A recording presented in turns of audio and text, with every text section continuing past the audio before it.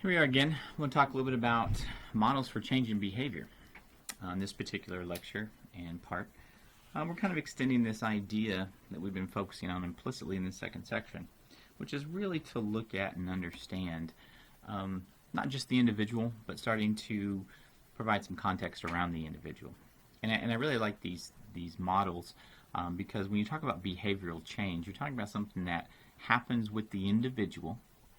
But something to keep in the back of our mind is that a lot of these behavior change models and a lot of these basic ideas come out of this, the discipline associated with community health. And so you're talking about different private foundations, governmental agencies. And so when you talk about even something like the Kansas Health Foundation, you're talking about how to focus on the individual with regards to healthy behaviors or just changing ideas, but also those individuals live in communities. So how do you deal with both of those levels?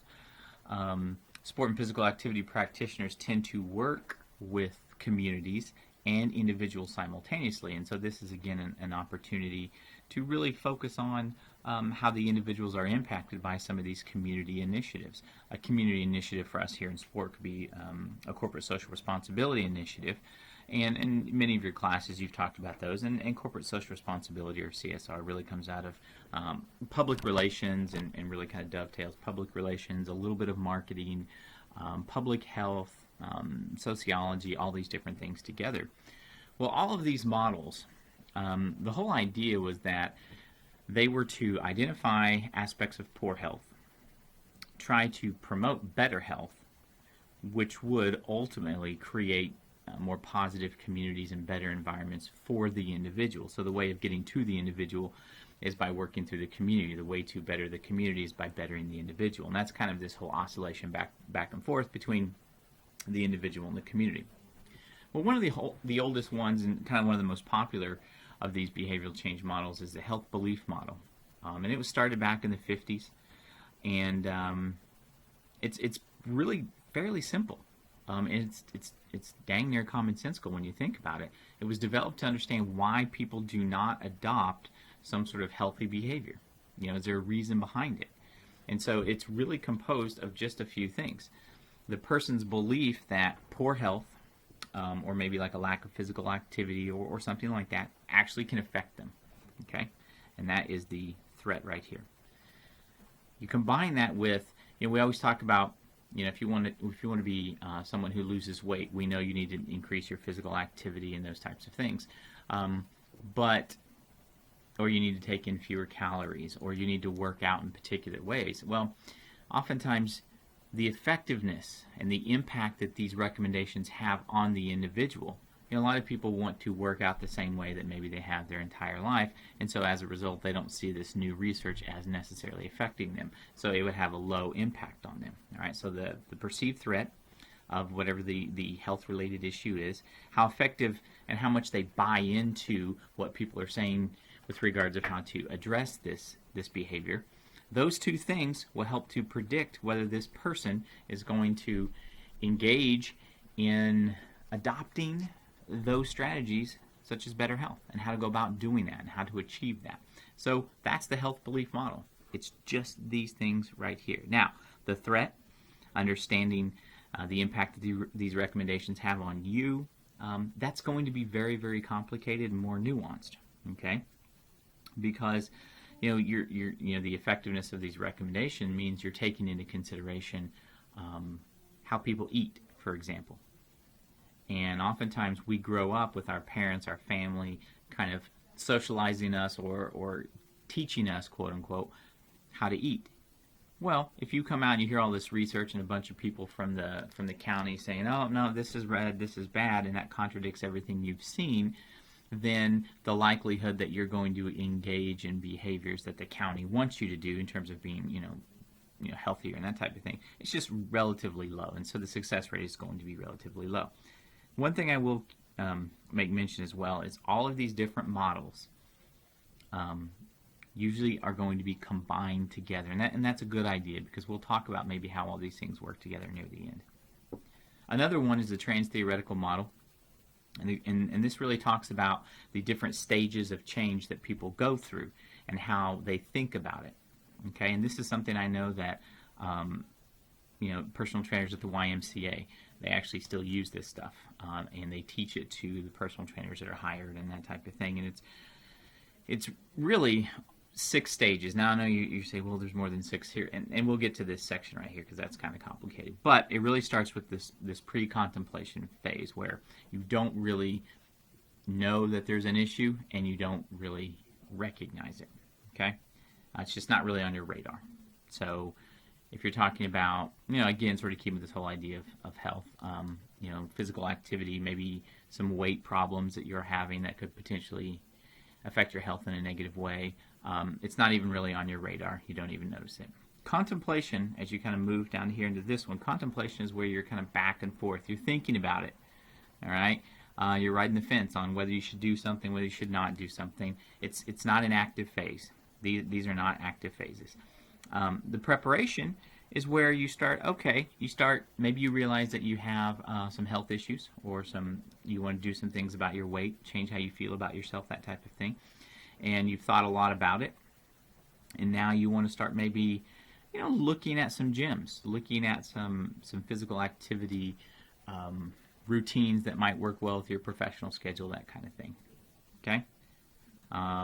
The action is obviously you start it. You get into it, you start a program, you join a gym, you got the holistic development thing going on where you're starting to watch what you eat, your physical activity is raised, that type of thing. The maintenance phase, I don't want to say it's easy to start because, this is very, very difficult for a lot of people. Maintenance phase tends to be very difficult as well, and you see this with, like you're here, let's say, and as you're kind of circling around through the cycle, and you decide, New Year's resolution, I'm going to go for it. But maintaining it throughout the entire year, that's what's going to be difficult. Now, the final stage used to be just this termination, where, the cycle has ended, and that you've made this major change to how it's really a paradigm shift with regards to understanding health or physical activity or whatever it is that you're doing. Okay? So complete success, it's your behavior has changed, cognitive behavioral therapy and all these different things. Or you relapse and you kind of, again, fall from grace and you fall off the wagon and you're not necessarily, you're not maintaining, and then eventually you just stop going, and then your depression sets in and your anxiety levels increase, and so maybe at some point you circle all the way back to maybe somewhere over here and you're deciding whether this is even, something you want to be a part of. Okay, again, very, very simple with regards to models. The theory of planned behavior is again, it's more of a model. It says the theory of planned behavior, but most of these are models, which means you don't have to, they're easier to test. You don't have these large theories, and that's one of the things I really like. But this one is primarily put together to do 2 things. Not only explain different health-related behaviors, but also, hopefully, to try to understand the prediction aspect. You can kind of see what it's been used for, and hopefully you can see that, yes, these are all health-related things, but when you start drawing in the whole idea of exercise psychology and community psychology and understanding how to evolve and motivate, these are going to be things that hopefully can be important. The 6 behaviors, if you will, all right? You have your behavior and the demonstrative change that happens. You have these 3 different levels, okay? Once you have the intention to change, all right, well, let's focus on the things that influence the actual control and attention. You have basically beliefs, all right, and this kind of think about just some of the previous things we've talked about. All right, we talk about the health belief model. It's whether you believe that these things are actually important to you as an individual or a community. All right, and so it's your attitude towards physical activity. Okay, is physical activity, or in trying to increase it, is this something that's going to be regulated in your life? Is this something that's going to be a part of your life? And then, how can you control it? How can you maintain it? All those different things are going to influence the intention of going out and attempting to change. And so this is a little different because, if we're talking about the trans-theoretical model, it's talking about the active part, and there's obviously activity kind of right in here, but it's more the idea, the thinking process behind it, that you're planning to change a behavior and how you go about attempting to do that. social norms theory, I really like this because it is super easy. It also, it was first developed for understanding alcohol-related injury or alcohol use in college students. Okay, and it focuses on not only the environment but also these close-knit groups. Okay, and so this goes back to that interactionism paradigm that sort of guides the study of sports psychology and social psychology and exercise psychology, all these different things, the individual working with the environment. And so basically the people that are close to you help to establish the things that you know in your life that are important to you, your perceived social norms. Okay? These people help to do that. These norms may be in contradiction to what's actually going on, the actual advice. And so you hear, maybe if you're talking about alcohol-related behavior, that, I don't know, beer and liquor make you sicker, right? And so you're going to, if you mix those things, then you're actually going to be worse off than if you just stick with one, all right? That sort of stereotype, that wives' tale, the perceived social norm, if you look at the science of it, it's not actually the same. All right, and so there's really, I don't want to say there's not any truth behind it, but what is actually reality and what the group that you're part of thinks is reality, that is a misperception between the two. All right, and so social norms theory is really focused on interventions, and it's really focused on trying to get rid of this misperception.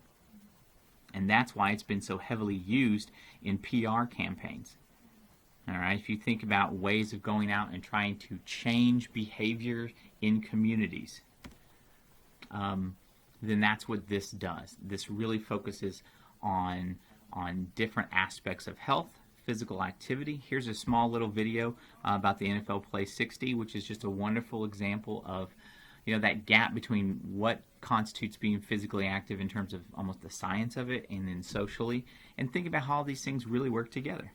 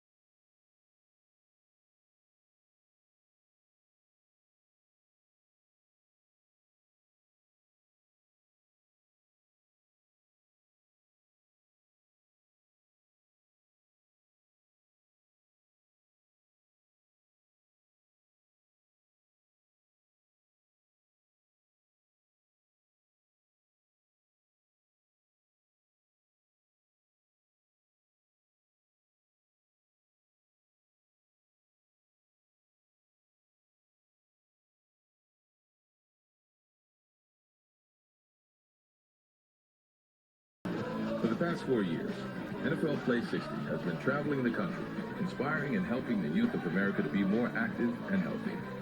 Now this spring, the NFL Play 60 bus will be coming to one deserving community. It could be yours. Tell us how a visit from the NFL Play 60 bus could help make your community more active and healthy. Join the Play 60 movement today at nflrush.com/bus. And what's kind of, I hope you are able to see out of this, is that it's simply, when you start talking about, they were showing the Detroit Lions, and of course as a Packer fan, I have no love for the Lions, but you're talking about an extremely poor community that has a lot of health issues. When you look at some of the statistics here in the United States, the physical activity participation rates of our youth and of our older adults and of our adult population are some of the lowest in the world. And they're comparable with other countries that we would consider developing countries. We have an obesity issue that's been defined as a public health issue. That stuff then is going to matriculate into collective or individual depression, anxiety, poor self-confidence. And so as a result, those things, this idea of health isn't going to change.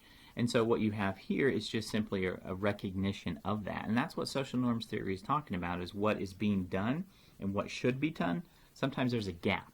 And how do we bridge that gap? Oftentimes it's through making people aware, educating that things need to change. And if you combine all of these different things together, social norms theory is looking at trying to use promotional campaigns to change the whole idea of the health, some of the ideas that the health belief model is addressing, or the trans theoretical model is addressing. And then the theory of planned behavior is saying, okay, all of these things, it's complicated. You can't just go out and say, okay, you're lazy, therefore you're going to have health problems because you refuse to engage in physical activity. It's more nuanced than that. It involves community. It involves social norms. It involves, the individual is going to be motivated oftentimes by the things that go on around them. And that's what, when you start talking about trying to evolve physical activity participation rates or just general feelings of health and things like that, it involves motivation. It involves the individual, it involves the environment, and it involves oftentimes sport organizations that are going to be at the forefront of some of these public health endeavors.